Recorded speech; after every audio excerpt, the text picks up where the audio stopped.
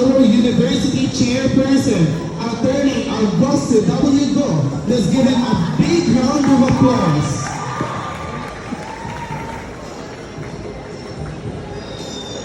It's becoming a habit.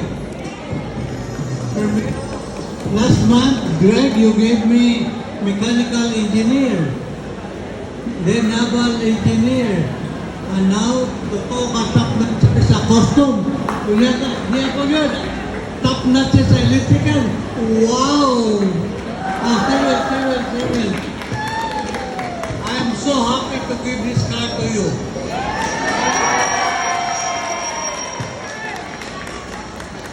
I'm very happy to give the check to the three top notcher. Please have, I hope this will be an inspiration to all the students to be a top notcher. Nga naman, because your success depends on your passing the board examination. If you can pass the board, bisan 75, bahala na, basta makapasar na. Pero makatap na ceremony, wala check it good. Pero karon, doble. Wapo kayo ang top notcher, wapo kayo ang mga question. Thank you very much.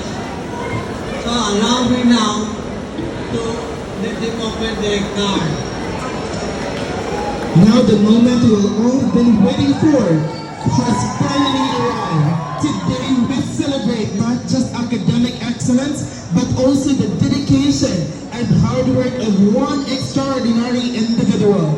This is a special occasion that honors the achievement of our first placer in the Civil Engineering Examination 2024, Engineer Francis Charles P. Lauta, who has shown unparalleled commitment to his studies and the pursuit of excellence.